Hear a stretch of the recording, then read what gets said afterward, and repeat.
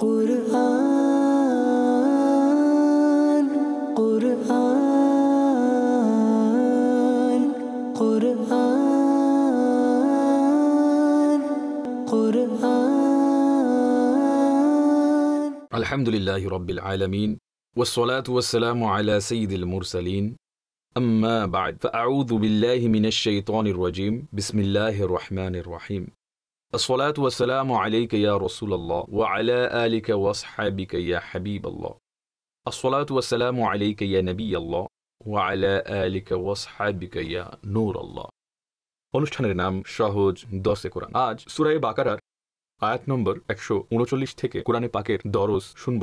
ইরশাদ হচ্ছে, বিসমিল্লাহির রহমানির রহিম, কুল আতুহাজ্জুনানা ফিল্লাহি ওয়া হুয়া রাব্বুনা ওয়া রাব্বুকুম ওয়া লানা আ'মালুনা ওয়া লাকুম আ'মালুকুম ওয়া নাহনু লাহু মুখলিসুন। আপনি বলে দিন, তোমরা কি আল্লাহর ব্যাপারে আমাদের সাথে বিবাদ করছো যে, অথচ তিনি আমাদেরও রব এবং তোমাদেরও রব।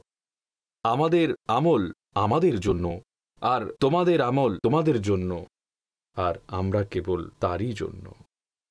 ইহুদি এবং খ্রিস্টানরা যে বিষয়ে বিবাদ করত তা ছিল, তারা নিজেদেরকে আহলে হক হওয়ার দাবি করত। এ কথা বলতো যে আল্লাহর বারগাহে যে দিন মকবুল সেটা কেবল ইহুদি ধর্ম, এবং খ্রিস্টানরা বলতো যে তা কেবল খ্রিস্টান ধর্ম। তো এই বিষয়ে বলা হচ্ছে যে, হে হাবিব আলাইহিস সালাতু ওয়াস সালাম, আপনি তাদেরকে বলুন যে আল্লাহ তাআলা তোমাদেরও তিনি রব আর আমাদেরও তিনি রব। তো যে অথরিটি, যে এখতিয়ার আছে সেটা আল্লাহ তাআলার কাছে। আল্লাহ তাআলা যে সময় যে কথা মানার জন্য বলবে আর যেই শরীয়তকে তিনি প্রয়োগ করবেন ওই সময় তাকে মেনে নিতে হবে। আর এখন যেহেতু আল্লাহ তাবারক ওয়া তাআলা নবী পাক সাল্লাল্লাহু আলাইহি ওয়া আলিহি ওয়াসাল্লামকে আখেরি নবী বানিয়ে এবং তার শরীয়তকে আখেরি শরীয়ত বানিয়ে প্রেরণ করেছেন, তো এখন তাকে মানতে হবে। তো এখন যে পূর্ববর্তী কথাগুলো রয়েছে সেই কথাগুলো প্রকাশ্যে অর্থের উপর আমল করা যাবে না, বরং আল্লাহ তাআলার যে হুকুম রয়েছে, ফরমান রয়েছে, তাকেই মানতে হবে। এরপর আরো ইরশাদ করা হচ্ছে, আম তাকুলুনা ইন্না ইব্রাহিম ওয়া ইসমাঈল ওয়া ইসহাক ওয়া ইয়াকুব ওয়াল আসবাত কানু হুদান আও নাসারা কুল আ'আনতুম আ'লামু আমিল্লাহ ومن أظلم ممن كتم شهادة عنده من الله وما الله بغافل عما تعملون। হে আহলে কিতাব, তোমরা কি একথা বলছো যে ইব্রাহিম, ইসমাইল, ইসহাক, ইয়াকুব এবং তার সন্তানগণ ইহুদি অথবা খ্রিস্টান ছিল? আপনি বলে দিন, তোমরা বেশি জানো না আল্লাহ। তার থেকে বড় জালিম কে হতে পারে যার কাছে আল্লাহর তরফ থেকে কোনো সাক্ষী এসেছে আর সে তাকে গোপন করে, আর আল্লাহ তোমাদের আমলের ব্যাপারে বেখবর নন। এখানে বনী ইসরাইলকে নিয়ে যে আলোচনা ছিল তা পুনর্বার আলোচনা করা হচ্ছে। তারা বলতো যে হযরত ইব্রাহিম আলাইহিস সালাম আর তার যারা আওলাদ ছিলেন তারা সকলেই ইহুদি ছিলেন। ইহুদি একথা বলতো। খ্রিস্টানরা বলতো যে তারা সকলেই খ্রিস্টান ছিলেন। তো নবী পাক আলাইহিস সালাতু ওয়াস সালামকে বলা হচ্ছে যে আপনি তাদেরকে বলে দিন যে, হে লোকেরা, এটা বলো যে হে বনী ইসরাইল, তোমরা বেশি জানো নাকি আল্লাহ তাআলা বেশি জানেন? আল্লাহ তাআলা তো এটা বলছেন যে ইব্রাহিম আলাইহিস সালাম ইহুদি ছিলেন না, খ্রিস্টানও ছিলেন না, বরং আল্লাহর একনিষ্ঠ বান্দা ছিলেন। আর তিনি আল্লাহর হুকুমকে মেনে নিতেন, বাতিল থেকে পৃথক ছিলেন, শিরক থেকে পবিত্র ছিলেন।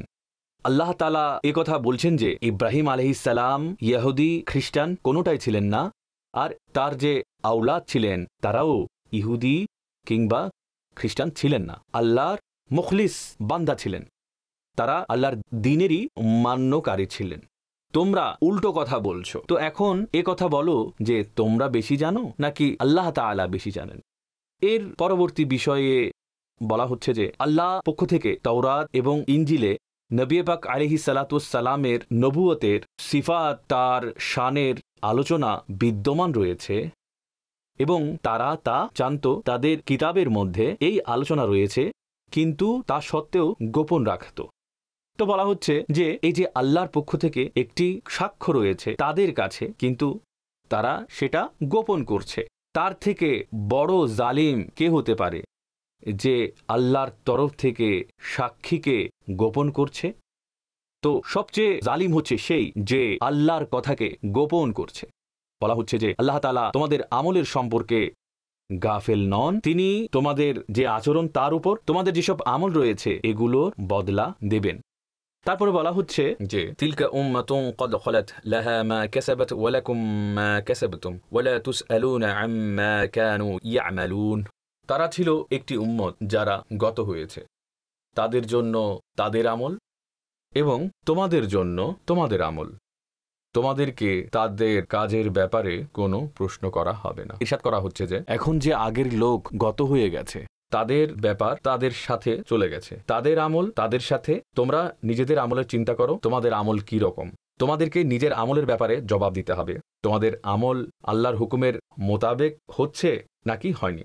এরপরে কিবলা পরিবর্তনের, অর্থাৎ বাইতুল মুকাদ্দাসকে যে কিবলা বানিয়ে দেওয়া হয়েছিল, যেটা প্রথম কিবলা ছিল খানায়ে কাবার আগে, আর যখন নবী পাক আলাইহিস সালাম মদিনা মুনাওয়ারাতে এলেন, তারপর বাইতুল মুকাদ্দাসকে আবার কিবলা বানিয়ে দেওয়া হলো।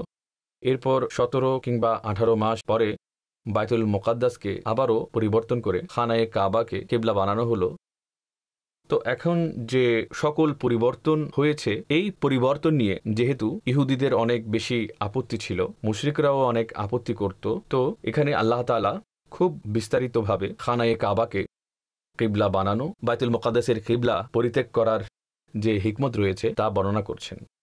ইরশাদ হচ্ছে সায়াকুলুস সুফাহাউ মিনান নাসি মা ওয়াল্লাহুম আন কিবলাতিহিমুল্লাতী কানু আলাইহা কুল লিল্লাহিল মাশরিকু ওয়াল মাগরিব ইয়াহদি মান ইয়াশাউ ইলা সিরাতিম মুস্তাকিম। এখন নির্বোধ লোকেরা বলবে যে এই মুসলমানদেরকে তাদের ওই কিবলা থেকে কে ফিরিয়ে দিল যার উপর তারা আগে ছিল। আপনি বলে দিন, পূর্ব এবং পশ্চিম সবই আল্লাহর, তিনি যাকে চান সরল পথের দিকে হিদায়াত দান করেন। এটা ছিল সেসব লোকেদের পক্ষ থেকে আপত্তি, মুশরিকদের পক্ষ থেকেও ছিল। তারা বলতো যে দেখো, এরা কিবলাকে হাসির পাত্র বানিয়েছে। প্রথমে খানায়ে কাবা ছিল, আবার বাইতুল মুকাদ্দাস হলো, আবার খানায়ে কাবাকে বানিয়ে দেওয়া হলো। এটা ছিল তাদের আপত্তি। ইহুদিরা বলতো যে বাইতুল মুকাদ্দাস সকল নবীদের কিবলা ছিল, কিবলা বাইতুল মুকাদ্দাস ছিল, তো একে পরিবর্তন করে আবার খানায়ে কাবাকে কেন বানানো হলো? তো জবাব এটা দেওয়া হচ্ছে যে বলা হচ্ছে এরা হচ্ছে নির্বোধ লোক, যারা এই ধরনের কথা বলে যে মুসলমানদেরকে তাদের আগের কিবলা হতে কে ফিরিয়ে দিয়েছে। হে হাবিব আলাইহিস সালাতু ওয়াস সালাম, আপনি তাদেরকে জবাব দিন যে পূর্ব এবং পশ্চিম সব আল্লাহ তাআলার জন্য।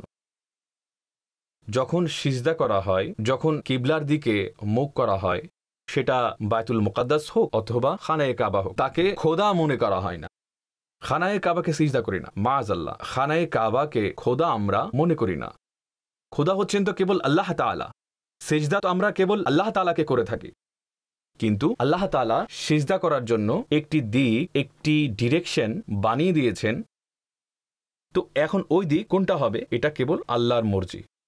পূর্ব আল্লাহ তাআলার, পশ্চিমও আল্লাহ তাআলার। তো আল্লাহ তাআলার মর্জি, তিনি যদি চান এই দিকে, তিনি যদি চান অন্য আরেক দিকে মুখ ফেরানোর হুকুম দেবেন। তো ইরশাদ হচ্ছে পূর্ব এবং পশ্চিম সবকিছু তো আল্লাহ তাআলার, তারই মর্জি। যেদিকে হুকুম দেবেন, বান্দার কাজ হচ্ছে যে আল্লাহর হুকুমের উপর চলা, বরং এটা নয় যে না জানাব এই দিকে হবে, আমরা সাজদা এই দিকে করব, ওই দিকে হলে আমরা করব না।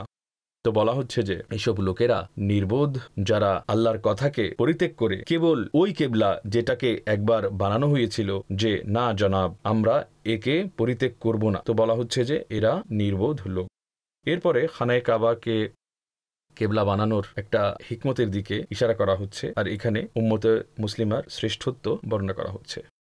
وكذلك جعلناكم أمة وسطا لتكونوا شهداء على الناس ويكون الرسول عليكم شهيدا وما جعلنا القبلة التي كنت عليها إلا لنعلم من يتبع الرسول ممن ينقلب على عقبيه وإن كانت لكبيرة إلا على الذين هدى الله وما كان الله ليضيع إيمانكم إن الله بالناس لرؤوف رحيم। আর একইভাবে আমি মুসলমানেরা তোমাদেরকে সর্বোত্তম উম্মত বানিয়েছি যাতে তোমরা মানুষের উপর সাক্ষী হও, আর এই রসুল তোমাদের উপর তোমাদের অভিভাবক ও সাক্ষী হন। হে হাবিব, আপনি পূর্বের যে কিবলার উপর ছিলেন, আমি তাকে এই জন্য নির্ধারণ করেছিলাম যে যেন দেখি কে রসুলের অনুসরণ করে আর কে উল্টো পায়ে ফিরে যায়। আর নিশ্চয়ই সেই লোক যাদেরকে আল্লাহ হিদায়াত দিয়েছেন তারা ব্যতীত অন্য লোকেদের উপর এই পরিবর্তন খুবই কঠিন ছিল। আর আল্লাহর শান এটা নয় যে তোমাদের ঈমান তিনি নষ্ট করে দেবেন। নিশ্চয়ই আল্লাহ মানুষের উপর অনেক দয়াবান, অনুগ্রহশীল। এখানে অনেকগুলো হিকমত এবং অনেকগুলো বিষয় বয়ান করা হয়েছে। প্রথম কথা এটা বলা হয়েছে যে, হে আমার হাবিব আলাইহিস সালাতুস-সালামের উম্মত, আল্লাহ তোমাদেরকে সর্বোত্তম উম্মত বানিয়েছেন। তো এটা আল্লাহ তাআলার দয়া, আর এই দয়া ও ফজিলতের কারণ আল্লাহর মাহবুব সাল্লাল্লাহু আলাইহি ওয়াসাল্লামের পবিত্র জাতে মোবারক। অন্যথায় আমাদের যে যোগ্যতা সেটা আমরা খুব ভালো করে জানি। আর এই যে নেকির কাজগুলো পূর্ববর্তী উম্মতের মাঝেও ছিল। নবী পাক আলাইহিস সালাতু ওয়াস সালামের জাতে মোবারকা, যার সাদকায় এই উম্মত সর্বোত্তম উম্মত হয়েছে। এরপরে বলা হচ্ছে যে তোমাদেরকে সর্বোত্তম উম্মত বানিয়েছি যাতে সাক্ষী হতে পারো। দুনিয়াতে সাক্ষী হও যে দুনিয়াতে হকের পয়গাম তাদের কাছে পৌঁছাও, এবং আখিরাতে সাক্ষী হও যে আখিরাতে নবীদের পক্ষে তোমরা সাক্ষী দেবে নবীরা তাদের পয়গাম উম্মত পর্যন্ত পৌঁছে দিয়েছিলেন। আর বলা হচ্ছে যে হে মুসলমানেরা, এই রসুল তোমাদের উপর সাক্ষী, দুনিয়াতে এই দিকে সাক্ষী যে দুনিয়াতে তিনি তোমাদের পর্যন্ত আল্লাহর পয়গাম পৌঁছে দিয়েছেন, আর তাছাড়া তার নূরে নবুয়তের মাধ্যমে তিনি তোমাদের মধ্য হতে প্রত্যেকের ঈমানি অবস্থাকে তিনি জানতে পারেন, কার মধ্যে ঈমান কতটুকু রয়েছে, কার ঈমান কত বড় মজবুত, কতটুকু দুর্বল, তিনি তার নূরে নবুয়তের মাধ্যমে জানেন, আর তিনি এই বিষয়ের উপর সাক্ষী। এবং আখিরাতে তিনি তোমাদের জন্য সাক্ষী দেবেন যে তোমরা যে নবীদের পক্ষে সাক্ষী দিয়েছ সেটা সত্য সাক্ষী, আর এই নবী আলাইহিস সালাতু ওয়াস সালামই তোমাদেরকে এই কথা বলেছেন। তো এটা হচ্ছে সাক্ষী ব্যাপার। এখন তার সাথে কিবলার যে হিকমত আছে জানা গেল, ইরশাদ হচ্ছে তোমরা হচ্ছ সর্বোত্তম উম্মত। তো যেভাবে প্রত্যেক উম্মতের জন্য একটি কিবলা নির্ধারণ করা হয়েছে, হোক সেটা বাইতুল মুকাদ্দাসকে বারবার বানানো হয়েছে, একটা কিবলা বানানো হয়েছে, কিন্তু যেহেতু তোমরা একটি সর্বোত্তম উম্মত হয়েছ, তোমাদের স্বাতন্ত্রতার জন্য এখন তোমাদেরকে একটি পৃথক কিবলা দান করা হলো। বাইতুল মুকাদ্দাসের জায়গায় খানায়ে কাবাকে কিবলা বানানো হয়েছে, আর এমন কিবলা বানানো হয়েছে কিয়ামত পর্যন্ত কিবলা থাকবে। এটা ছিল একটা হিকমত। দ্বিতীয় হিকমত বয়ান করা হয়েছে যে, এ হাবিব, আমি কিবলা এই জন্য পরিবর্তন করেছি যাতে দেখতে পারি যে কে কিবলা এবং দিকের অনুসরণ করছে আর কে রসুলের অনুসরণ করছে। যার কাছে দিক এবং ডিরেকশন প্রিয়, যে বাইতুল মুকাদ্দাস হতে হবে, সে ওই দিকেই ঝুলে থাকবে, কিন্তু যার কাছে রসুলের অনুসরণ প্রিয় আর যার কাছে নবীর পথ অনুসরণ করা আরাধ্য, যদি নবী খানায়ে কাবার দিকে মুখ ফিরিয়ে থাকেন সেও সেদিকে মুখ ফিরিয়ে নেবে, আর যদি বাইতুল মুকাদ্দাসের দিকে মুখ করেন সে সেদিকে মুখ করে দেবে। যদি তিনি ওই দিকে যান সেও পরিবর্তন করবে। এই জন্য যে তার দৃষ্টিতে যেটা আসল উদ্দেশ্য সেটা হচ্ছে রসুল করিম সাল্লাল্লাহু আলাইহি সাল্লামের অনুসরণ করা। তো আকা করিম আলাইহিস সালাতুস সালাম যেটা আদেশ করবেন সে আমল করবে। এই পরিবর্তন খুবই ভারী, ওই লোকেদের জন্য বড় মুশকিল হয়ে গেছে। কিন্তু যাদেরকে আল্লাহ তাআলা হিদায়াত দিয়েছেন, ইরশাদ হচ্ছে তাদের জন্য তা ভারী বিষয় নয়। তারা তো আকা করিম আলাইহিস সালাতুস সালামের ইশারার জন্য সবসময় অপেক্ষমান থাকেন। ইয়া রাসূলুল্লাহ, আপনি বলবেন করতে প্রস্তুত রয়েছি। যদি আপনি সমুদ্রে, যদি আপনি আগুনে ঝাঁপ দেওয়ার আদেশ করেন, আগুনে ঝাঁপ দেব। তো সুতরাং যাদেরকে আল্লাহ তাআলা হিদায়াত দিয়েছেন তাদের জন্য এটা ভারী নয়। এখানে একটা প্রশ্ন, যেসব লোকেরা উদাহরণস্বরূপ বাইতুল মুকাদ্দাসের দিকে নামাজ পড়েছিলেন এবং সে অবস্থায় মারা গেছেন, এখন কিবলা পরিবর্তন হয়ে খানায়ে কাবা কিবলা হয়েছে, তো যেসব মুসলমানরা ওইদিকে ফিরে নামাজ পড়েছিলেন তাদের নামাজের কি অবস্থা হবে? তো আল্লাহ তাআলা ইরশাদ করছেন যে আল্লাহর শান এরকম নয় যে তিনি তোমাদের নামাজকে নষ্ট করে দেবেন, তোমাদের ঈমানকে তিনি নষ্ট করে দেবেন, কারণ ওইটাও আল্লাহ তাআলার হুকুম ছিল, এর জন্য আল্লাহ তাআলা জাযা দান করবেন। তো এখানে নামাজকে ঈমানের শব্দের মাধ্যমে বর্ণনা করা হয়েছে, যা থেকে জানা যায় যে নামাজের মর্তবা এত বেশি যে তার জন্য ঈমান শব্দটি বলা হয়ে থাকে। এরপরে নবী পাক আলাইহিস সালাতু ওয়াস সালামের শান এবং মাহবুবিয়তের একটি অনেক বড় প্রমাণ এবং খানায়ে কাবাকে কিবলা বানানোর সবচেয়ে বড় হিকমত বর্ণনা করা হয়েছে।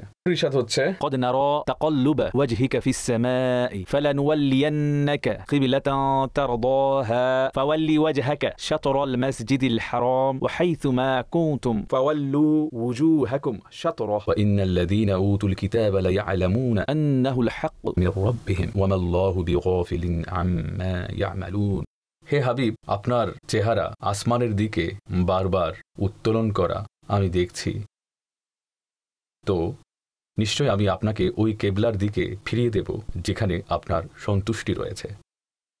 তো এখন আপনার চেহারা মসজিদে হারামের দিকে ফিরিয়ে দিন, এবং হে মুসলমানগণ, তোমরা যেখানেই থাকো নিজেদের মুখ সেদিকেই করে নাও, এবং নিশ্চয়ই সেসব লোকেরা যাদেরকে কিতাব দান করা হয়েছে তারা অবশ্যই জানে যে এই পরিবর্তন তাদের রবের পক্ষ থেকে সত্য, আর আল্লাহ তাদের আমল সম্পর্কে বেখবর নন।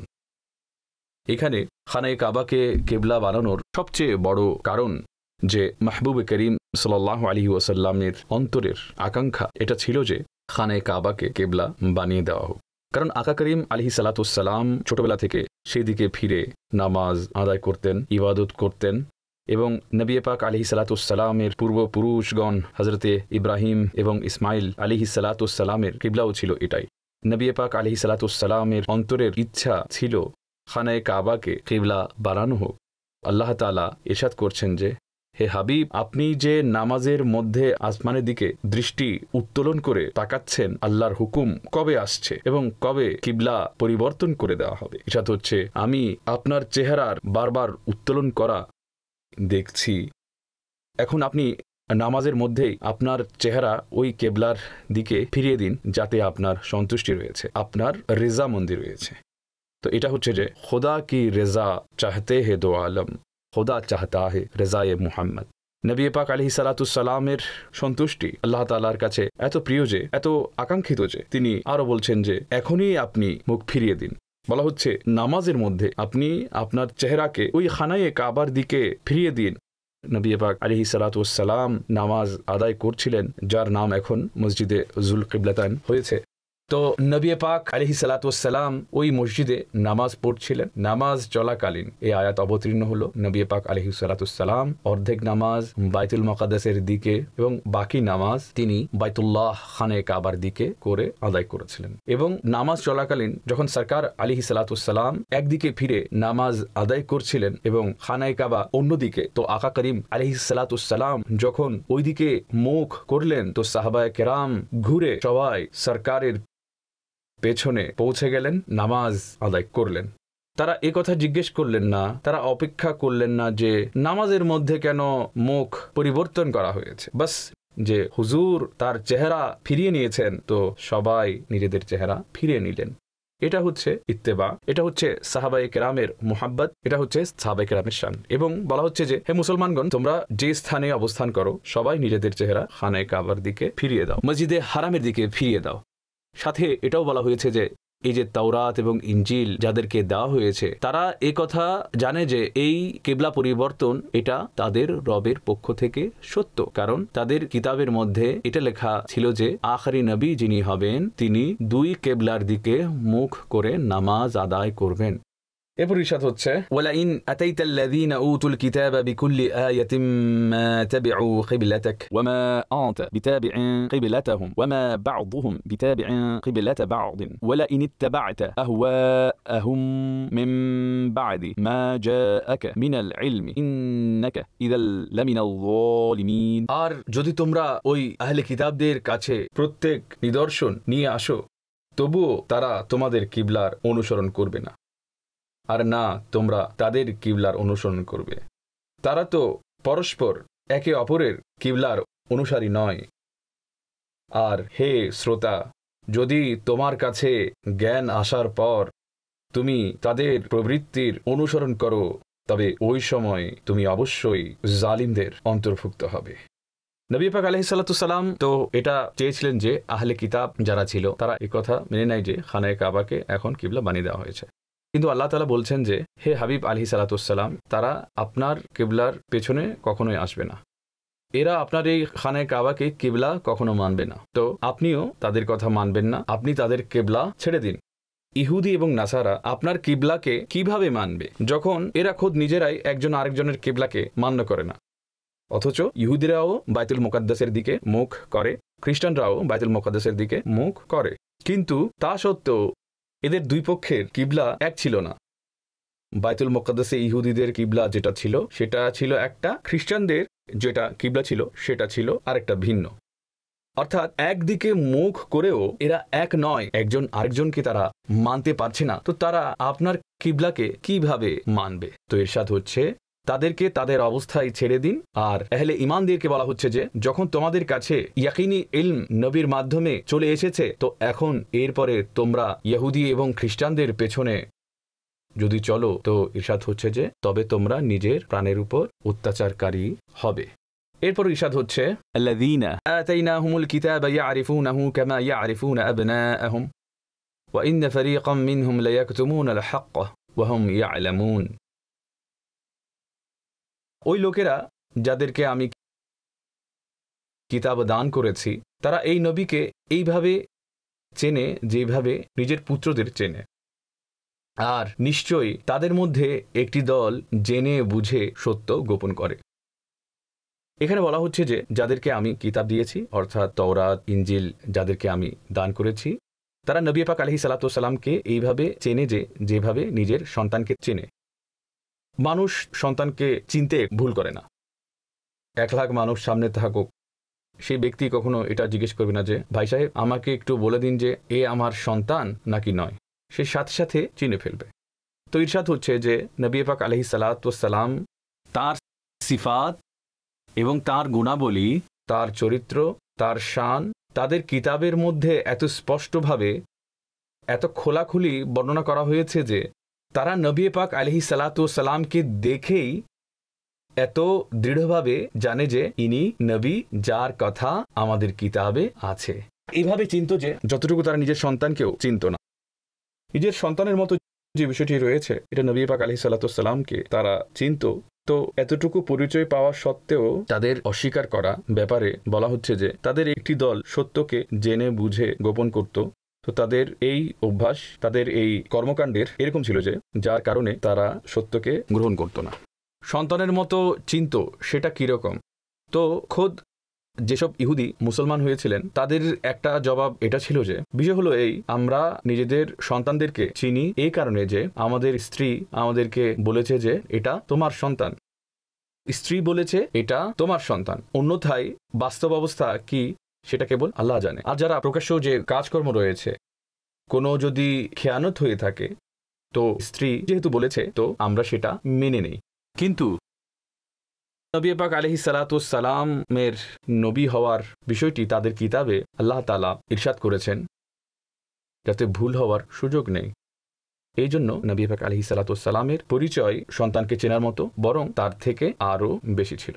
এরপর ইরশাদ হচ্ছে আল হাক্কু মির রাব্বিকা ফালা তাকুনান্না মিনাল মুমতারিন। হে শ্রোতা, সত্য হচ্ছে তাই যা তোমার রবের পক্ষ থেকে আসে, তো তুমি সন্দেহকারীদের অন্তর্ভুক্ত হইও না। এরপরে বলা হচ্ছে যে কিবলার যে আলোচনা সেটা একটা নির্দিষ্ট সীমা পর্যন্ত গুটিয়ে এনে বলা হচ্ছে যে যদিও সেটা আরো পরে আসবে, কিন্তু এখানে আরেকটি দিক থেকে আলোচনাকে একটু গুটিয়ে আনা হচ্ছে। ইরশাদ হচ্ছে ولكل وجهة هو موليها فاستبقوا الخيرات أينما تكونوا يأتي بكم الله جميعا إن الله على كل شيء قدير। আর প্রত্যেকের জন্য মনোযোগের একটি দিক রয়েছে যার দিকে সে মুখ করে। তো তোমরা নেকির কাজে অগ্রসর হও, তোমরা যেখানে অবস্থান করো আল্লাহ তোমাদের সবাইকে একত্রিত করবেন। নিশ্চয় আল্লাহ প্রত্যেক বস্তুর উপর ক্ষমতাবান। এখানে ইরশাদ করা হচ্ছে যে প্রত্যেক উম্মতের জন্য একটি দিক, একটি ডিরেকশন দেওয়া হয়েছিল যে যেদিকে মুখ করে তারা নামাজ পড়বে, ইবাদত করবে। তো একইভাবে মুসলমানদেরকেও একটা দিক দেওয়া হয়েছে। এখন ইরশাদ হচ্ছে যে এই আলোচনা কমপ্লিট হয়ে গেছে, যে খানায়ে কাবাকে কিবলা বানিয়ে দেওয়া হয়েছে, এটা আল্লাহর হুকুম ছিল, এই কাজ চূড়ান্ত হয়ে গেছে, এখন এটা নিয়ে বিতর্ক করো না। এর পরিবর্তে নেকির যে কাজ আছে তাতে অগ্রগামী হয়ে যাও, তা নিয়ে তোমরা প্রতিযোগিতা করো। যে কথাটা যাকে বলা হয় যে ডিসাইডেড হয়ে গেছে, যেটা সিদ্ধান্ত নিয়ে ফেলা হয়েছে, যেটা ফয়সালা হয়ে গেছে, তা নিয়ে বারবার বিতর্ক করো না, বরং এখন যে নেকির অন্যান্য কাজগুলো রয়েছে সেগুলো নিয়ে একজন আরেকজনকে ছাড়িয়ে যাওয়ার প্রচেষ্টা চালাও এবং কিয়ামতের দিন সবাইকে নিয়ে আসবেন। তোমরা যেখানেই থাকো, যেদিকে মুখ করে তোমরা নামাজ পড়ো, খোদা তোমাদেরকে নিয়ে আসবেন। এরপর আবারও ইরশাদ হচ্ছে যে ওয়ামিন হাইথু খরাজতা ফাওয়াল্লি ওয়াজহাকা শাতরাল মাসজিদিল হারাম ওয়া ইন্নাহু লাল হাক্কু মির রাব্বিকা ওয়া মাল্লাহু বিগাফিলিন আম্মা তা'মালুন। আর হে হাবিব, তুমি যেখান থেকে আসো নিজের মুখ মসজিদে হারামের দিকে ফিরিয়ে নাও এবং অবশ্যই তা নিশ্চিত রূপে তোমার রবের পক্ষ থেকে সত্য, আর আল্লাহ তোমাদের কাজের ব্যাপারে গাফিল নন। এখানে এই বিষয়টি হচ্ছে যে এখন যদি সফরে যাও, নিজের চেহারা মসজিদে হারামের দিকে করো, যেখান থেকে তোমরা বের হও, এর অর্থ হচ্ছে এই, যদি শহর থেকে বের হয়ে, নিজের দেশ থেকে বের হয়ে যদি সফরে যাও, নিজের বাসস্থান থেকে বের হয়ে যদি সফরে যাও, তখনও তোমাদের চেহারা খানায়ে কাবার দিকে করো। এরপর ইরশাদ হচ্ছে ومن حيث خرجت فولي وجهك شطر المسجد الحرام وحيث ما كنتم فولوا وجوهكم شطره لئلا يكون للناس عليكم حجة إلا الذين ظلموا منهم فلا تخشوهم واخشوني ولأتم نعمتي عليكم ولعلكم تهتدون। আর হে মুসলমানগণ, তোমরা যেখানেই থাকো না কেন নিজেদের মুখ সেই দিকেই ফিরিয়ে নাও, যাতে লোকেরা তোমাদের উপর কোনো প্রমাণ বানাতে না পারে। কিন্তু যারা তাদের মধ্য হতে অন্যায় করে তো তাদেরকে ভয় করো না, আমাকেই ভয় করো, আর যাতে আমি তোমাদের উপর আমার নিয়ামত পরিপূর্ণ করে দেই এবং যাতে তোমরা হিদায়াত পাও। এখানে আবারও বলা হচ্ছে যে খানায়ে কাবার দিকে তোমরা মুখ করো। আবার কেন বলা হচ্ছে? একটা হিকমত রয়েছে যে একটু ভিন্ন।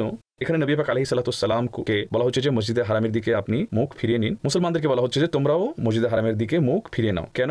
এই জন্য যে যাতে এই ইহুদি খ্রিস্টানরা তোমাদের বিরুদ্ধে এই প্রমাণ না বানাতে পারে যে আমাদের কিতাবে তো লেখা ছিল কিবলা পরিবর্তন হবে, তারা তো সেটা করে ফেলেছে। তো যখন খোদা তোমাদেরকে হুকুমও দিয়ে ফেলেছেন, সেটা তাদের কিতাবে চলেও এসেছে, তো এখন তোমরা নিজেদের চেহারা ফিরিয়ে নাও যাতে তারা প্রমাণ নিয়ে কূটকৌশল করার সুযোগ না পায়। হ্যাঁ, যারা নাফরমান ধরনের ঝগড়াটে, তাদের যে আপত্তি সেটা রয়ে যাবে, কারণ যারা মানতে চায় না, যারা একগুঁয়ে, তারা তো সবসময় আপত্তি করতে থাকবে।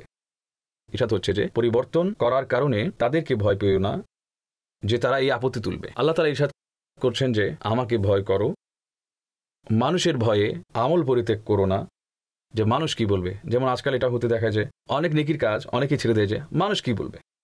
তো এখানে বাপ দাদাদের থেকে চলে আসা ভুল ধরনের রীতি রেওয়াজ সেগুলো চলে আসছে। তো এখন যদি তাদেরকে বলা হয় যে ভাই এসব ছেড়ে দাও, তো তারা বলে যে ছেড়ে দেবো, ঠিক আছে, মানুষ কি বলবে। তো তাদের জন্য জবাব হলো এই যে মানুষকে ভয় পেও না, আল্লাহকে ভয় করো, মানুষের কথায় চলো না, আল্লাহর হুকুম মোতাবেক চলো। তো ইরশাদ হচ্ছে যে তাদেরকে ভয় পেও না, আমাকে ভয় করো। আর এই যে কেবলা আমি পরিবর্তন করেছি এই জন্য যে তোমাদের উপর আমার নিয়ামত, এটা কিয়ামত পর্যন্ত তোমাদেরকে একটি মহান নিয়ামত কিবলা আমি দান করেছি, যাতে তোমরা আমল করে হেদায়েত পেতে পারো। এরপর ইরশাদ হচ্ছে كما أرسلنا فيكم رسولا منكم يتلو عليكم آياتنا ويزكيكم ويعلمكم الكتاب والحكمة ويعلمكم ما لم تكونوا تعلمون। যেভাবে আমি তোমাদের মাঝে তোমাদের মধ্য হতে একজন রসুল প্রেরণ করেছি, যিনি তোমাদের কাছে আমার আয়াত তেলাওয়াত করেন আর তোমাদেরকে পবিত্র করেন, তোমাদেরকে কিতাব এবং পরিপক্ক জ্ঞান শেখান, আর তোমাদেরকে ওই শিক্ষা প্রদান করেন যা তোমরা জানতে না। ইরশাদ হচ্ছে যে খানায়ে কাবার কিবলা হওয়া এমন হক যে যেভাবে এই কথাটি হক যে আমি তোমাদেরকে একজন রসুল দান করেছি। কেমন রসুল? যার ব্যাপারে হযরত ইব্রাহিম আলাইহিস সালাম তার দোয়াতে বলেছিলেন যে হে আল্লাহ, এমন একজন রসুল পাঠাও যিনি তাদের সামনে তোমার কিতাব তেলাওয়াত করবেন, তোমার কিতাব তাদেরকে শেখাবেন, যিনি তাদেরকে হিকমত শেখাবেন, যিনি তাদেরকে পাক এবং সাফ করবেন, যিনি তাদেরকে ইলম দান করবেন। তো ইরশাদ হচ্ছে যে এমন একজন রসুল আমি তোমাদেরকে দান করেছি। এরপরে ইরশাদ হচ্ছে যে ফাযকুরুনি আযকুরকুম ওয়াশকুরু লি ওয়ালা তাকফুরুন। তো তোমরা আমাকে স্মরণ করো, আমি তোমাদেরকে স্মরণ করব, আর আমার শুকর আদায় করো, আর আমার নাশুকরি করো না। এটা আল্লাহ তাআলার অনেক বড় প্রিয় একটি ফরমান। আল্লাহ তাআলা জিকিরের আজমত এবং ফজিলত নিয়ে এটা অনেক বড় আয়াত, যে তিনি ফরমাচ্ছেন যে তোমরা আমাকে স্মরণ করো, আমি তোমাদেরকে স্মরণ করব। তোমরা বিনয়ের সাথে, মহব্বতের সাথে, আগ্রহের সাথে আমাকে স্মরণ করো, আমি প্রতিদানের সাথে, পুরস্কারের সাথে, বিনিময়ের সাথে, ইনামের সাথে তোমাদেরকে স্মরণ করব। আর যে আল্লাহকে স্মরণ করে, আল্লাহ তার স্মরণকে দুনিয়াতে উন্নত করেন, উন্নত করে দেন। তো আমাকে স্মরণ করো, আমি তোমাদের স্মরণ করব। হাদিসে কুদসিতে বলা হচ্ছে যে আমাকে নির্জনে স্মরণ করে, আমি তাকে নির্জনে স্মরণ করি। যে আমাকে সমাবেশে স্মরণ করে, আমি তাকে ফেরেশতাদের সমাবেশে স্মরণ করি। তো জিক্রে ইলাহি অনেক বড় একটি ইবাদত। আল্লাহ তাআলা ইরশাদ করছেন যে ওয়ালা যিকরুল্লাহি আকবার, এবং নিশ্চয়ই আল্লাহর জিকির সবচেয়ে বড়। আল্লাহর জিকির সবচেয়ে বড় বিষয়। এমনকি নামাজের মতো ইবাদতের উদ্দেশ্য হচ্ছে যে আল্লাহ তাআলা ইরশাদ করছেন আকিমিস সালাতা লিযিকরি, আর আমার স্মরণের জন্য, আমার জিকিরের জন্য নামাজ কায়েম করো। তো জিকির করা নিজের জীবনের অভ্যাসে পরিণত করা উচিত। নবী পাক আলাইহিস সালাতু ওয়াস সালাম ইরশাদ করেছেন যে তোমাদের জবান, তোমাদের মুখ সবসময় আল্লাহর স্মরণে সিক্ত থাকুক। তো জিকির এত বড় ইবাদত, হাদিসে মুবারাকার মধ্যে ইরশাদ হচ্ছে যে সৎকার চেয়েও অনেক বেশি উত্তম। এমনকি এটা পর্যন্ত বলা হয়েছে যে আল্লাহর রাহে জিহাদ করার থেকেও অনেক বেশি উত্তম। তো জিক্রে ইলাহি, তসবিহ পড়া, সুবহানাল্লাহ, আলহামদুলিল্লাহ, আল্লাহু আকবার, লা ইলাহা ইল্লাল্লাহ, সুবহানাল্লাহি ওয়া বিহামদিহি, এখানে এরকম যত তসবিহ রয়েছে এগুলো পড়া নিজের জীবনের অভ্যাসে পরিণত করা উচিত। আরও বলা হয়েছে যে আমার শুকরিয়া আদায় করো, না শুকরি করো না। প্রত্যেকটি নিয়ামতের জন্য আল্লাহর শুকর আদায় করা উচিত। মাথা থেকে পা পর্যন্ত আমরা নিয়ামতে ডুবে আছি। তো আমাদের উচিত দিনে বারবার আল্লাহর বারগাহে এটা আরজ করা যে মওলা তোমার শুকরিয়া যে তুমি আমাদেরকে যোগ্যতা ব্যতীত তুমি আমাদেরকে নিয়ামত রাজি দান করেছো। খাবার খেয়েছেন, পানি খেয়েছেন, কাপড় পরেছেন, তো আল্লাহ শুকরিয়া আদায় করুন। আর এই ধরনের অন্য যতগুলো নিয়ামত রয়েছে। এরপরে ইরশাদ হচ্ছে যে ইয়া আইয়ুহাল্লাযীনা আমানু ইসতাঈনু বিস-সাবরি ওয়াস-সালাহ ইন্নাল্লাহা মা'আস-সাবিরিন, হে ঈমানদারগণ, ধৈর্য এবং নামাজের মাধ্যমে সাহায্য প্রার্থনা করো, নিশ্চয়ই আল্লাহ ধৈর্যশীলদের সাথে রয়েছেন। এর প্রাসঙ্গিকতা এই দিক থেকে যে ইহুদি এবং নাসারা তোমাদের বিভিন্ন বিষয়ে আপত্তি করত, তার পরিবর্তে তোমরা সবর এবং নামাজের মাধ্যমে সাহায্য প্রার্থনা করো। এর সাধারণ অর্থ হচ্ছে যে যখনই কখনো কোনো বিপদ আসে তো সবর অবলম্বন করো, নামাজ পড়ো, আল্লাহ তাআলা তোমাদের সাহায্য করবেন। আল্লাহ তাআলা সবরকারীদের সাথে রয়েছেন। এরপর ইরশাদ হচ্ছে ওয়ালা তাকুলু লিমান ইউকতালু ফি সাবিলিল্লাহি আমওয়াত বাল আহইয়াউ ওয়ালাকিন লা তাশউরুন, আর যারা আল্লাহর রাহে নিহত হয় তাদেরকে মৃত বলো না, বরং তারা জীবিত, কিন্তু তোমরা উপলব্ধি করতে পারো না, তোমাদের উপলব্ধি নেই। কিছু লোক শহীদদের ব্যাপারে বলে যে হাই, এরা দুনিয়া ছেড়ে চলে গেছে, আমাদের মতো দুনিয়াতে যদি থাকতো তাহলে তারা আল্লাহর নিয়ামতগুলোকে উপভোগ করতে পারত। তো তাদের ব্যাপারে আল্লাহ তাআলা ইরশাদ করছেন যে এমনটা বলো না। যারা দুনিয়া থেকে চলে গেছে, রাহে খোদায় নিহিত হয়েছে, যারা শহীদ হয়ে গেছে, ইরশাদ হচ্ছে এদের তোমরা মৃত বলো না, তারা জীবিত আছেন।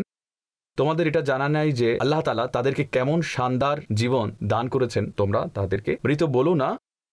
এরপর ইরশাদ হচ্ছে যে বিপদের যে ধারাবাহিকতা সেটা আল্লাহর তরফ থেকে একটা পরীক্ষা।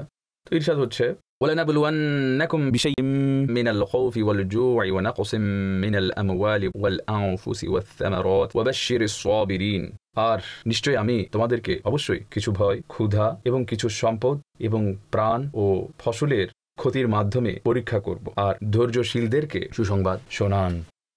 এখানে আল্লাহ তাআলার একটা বিধান সম্পর্কে আলোচনা করা হয়েছে যে আমি তোমাদেরকে দুনিয়াতে অবশ্যই পরীক্ষা করব। কোনো একটা ভয়ের অবস্থা সৃষ্টি হয়ে যাবে, ক্ষুধার অবস্থা সৃষ্টি হয়ে যাবে, সম্পদ কমে যাবে, জানের ক্ষতি হবে, বান্দা দুনিয়া ছেড়ে চলে যাবে, কেউ অসুস্থ হয়ে যাবে, কোথাও ফসলের ক্ষতি হবে।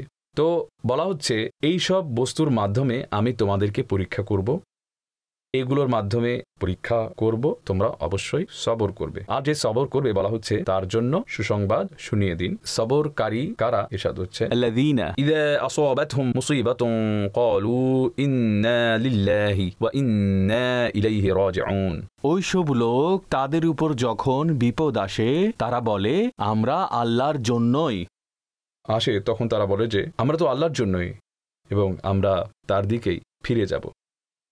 তো এরা হচ্ছে ধৈর্যশীল। বিপদ যদি আসে কোনো ধরনের শোর চিৎকার করে না, কোনো ধরনের হতাশা প্রকাশ করে না, বরং তারা বলে যে আমরা তো আল্লাহর জন্যই, আমাদের শরীর, আমাদের প্রাণ, আমাদের সম্পদ সবকিছু আল্লাহ তাআলার জন্য। তো এটা তার ইচ্ছা, তিনি যেমন চেয়েছেন সেরকম মুআমালা তিনি করবেন।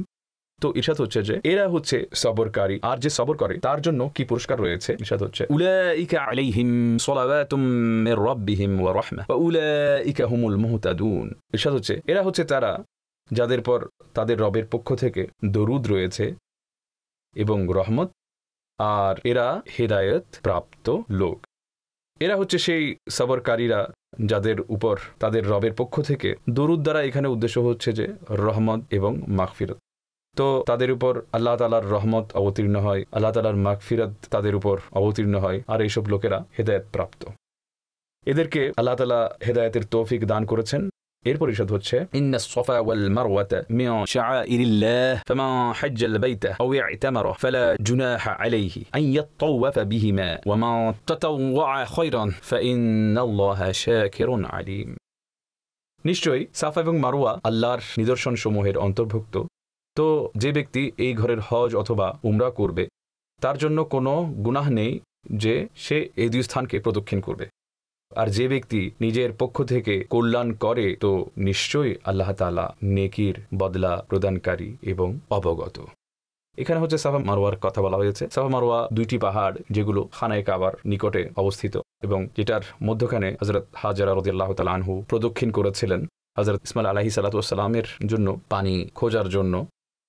তো আল্লাহ তাআলা তার এই কোরবানিকে, তার এই মহাব্বত, তার এই দয়া, আল্লাহর সন্তুষ্টিতে সন্তুষ্ট থাকার বদলায় এই স্থানকে নিদর্শন হিসেবে ঘোষণা করেছেন। তো ইরশাদ হচ্ছে যে এর মাঝখানে প্রদক্ষিণ করো যারা হজ করে অথবা উমরা করে। হজের মধ্যেও সাই রয়েছে এবং উমরাতেও সাই রয়েছে। এই যে এখানে বলা হচ্ছে এখানে কোনো গুনাহ নেই, এর কারণ এই ছিল যে জাহেলিয়াতের যুগে সাফা এবং মারওয়া দুই জায়গাতেই মূর্তি রাখা হয়েছিল। এক জায়গায় হচ্ছে আউসাফ এবং আরেক জায়গায় নাইলা নামের দুটি মূর্তি রাখা হয়েছিল। একটা ছিল পুরুষ আর একটা ছিল নারী। তো মুসলমানদের এটা হলো যে যে জায়গায় মূর্তি রাখা হয়েছে তো আমরা কি ওই জায়গা প্রদক্ষিণ করব? তো তাদের এই কাজে একটু সংকোচ অনুভূত হলো। তো এই জন্য বলা হলো যে এখানে কোনো সমস্যা নেই, যে হজ অথবা উমরা করবে সে এই জায়গার সাইও করবে, এখানে কোনো সমস্যা নেই। সাই সবসময় ওয়াজিব হয়। এরপরে ইরশাদ হচ্ছে ইন্নাল্লাযীনা ইয়াকতুমুনা মা আনজালনা মিনাল বাইয়িনাতি ওয়াল হুদা মিন বা'দি মা বায়্যানাহু লিন-নাসি ফিল কিতাবি উলাইকা ইয়ালআনুহুমুল্লাহু ওয়া ইয়ালআনুহুমুল লাঈনুন। আর নিশ্চয়ই ওইসব লোক যারা আমার অবতীর্ণ সুস্পষ্ট কথা এবং হিদায়াতকে গোপন করে, অথচ আমি ওইসব লোকেদের জন্য কিতাব সুস্পষ্ট করেছি, তো তাদের উপর আল্লাহ অভিশাপ করেন এবং অভিশাপকারীরাও তাদের উপর অভিশাপ করে।